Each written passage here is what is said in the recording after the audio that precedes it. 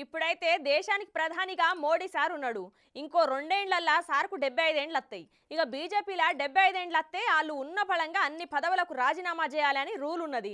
అయితే ఇంకో 2 ఏండ్లల్లా మనకు కొత్త ప్రధాని అత్తడు అన్నట్టు. ఇక ఎవరిని పెడతది బీజేపీ అనేది అప్పటి ముచ్చట గాని, దేశంలో ఉన్న జనాలు మోడీ సార్ తర్వాత ఎవరిని ప్రధానమంత్రి పదవిలో చూడాలి అనుకుంటారో తెలుసా? చూడు రోపారి.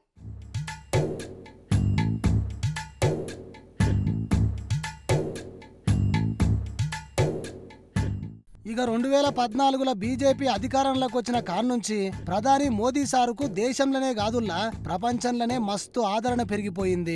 అయితే తర్వాత జరిగిన రాష్ట్రాల అసెంబ్లీ ఎన్నికలల్లా 2019 జరిగిన లోక్సభ ఎన్నికలల్లా మోదీ చరిష్మా అద్భుతంగా పనిచేసి తిరుగులేని విజయాలతోని దూసుకుపోయింది. ఇక ఇప్పుడు 2024లో వచ్చే ఎన్నికలలో కూడా గెలిచి ముచ్చటగా మూడోసారి కూడా కేంద్రంలో బీజేపీ అధికారంలోకి వచ్చుడు ఖాయమని India today mood of the nation survey ఇప్పటికే చెప్పింది.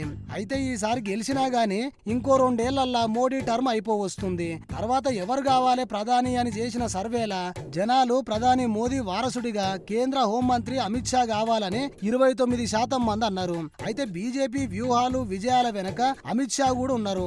ఆయనను కార్యకర్తలు బీజేపీ చాణక్య అని కూడా పిలుస్తారు. ఇక రెండో జాగల ఉత్తరప్రదేశ్ సీఎం యోగి ఆదిత్యనాథ్ సార్ కావాలని 25% అన్నారు. ఇక ఉత్తరప్రదేశ్ ముఖ్యమంత్రిగా 2 సార్లు పనిచేసిన యోగి ఆదిత్యనాథ్ సారు తక్కువ టైంలోనే బీజేపీలో మస్తు ఫేమస్ అయ్యిండు. ఇక అట్లనే పార్టీ కార్యకర్తలలో కూడా ఇమేజ్ ను గట్టిగానే పెంచుకొని గౌరవాన్ని దక్కించుకున్నాడు. హిందుత్వ నాయకుడు అవ్వుడు దాని మీద వివాదాలు ఉన్నా గాని నేరస్తుల అణిచివేతకు ఆయన వాడిన బుల్డోజర్ తోనే బుల్డోజర్ బాబాగా పేరు తెచ్చుకున్నాడు. అట్లనే కేంద్ర మంత్రి నితిన్ గడ్కరీ సార్ కావాలని 16% మంది కోరిరట. ప్రస్తుతం కేంద్ర రవాణా శాఖ మంత్రిగా ఉన్న గడ్కరీ సారు సమస్యలకు పరిష్కారం చూపగల వ్యక్తిగా పేరు పొందిన ఆయనను ప్రతిపక్ష నాయకులు సైతం మెచ్చుకుంటారు. ఇదుల్లా జనాలనేది మాత్రం గిట్లున్నది గాని బీజేపీ అధిష్టానం ఎట్లా ఆలోచిస్తున్నదో మాత్రం ఇప్పుడే చెప్పనీకే లేదు. అయితే ఈ సర్వే డిసెంబర్ 15, 2023 కెళ్ళి జనవరి 28, 2024 మధ్య కాలంలో చేసినామని చెప్పుకొచ్చింది. ఈ సర్వే చేసిన India today mood of the nation.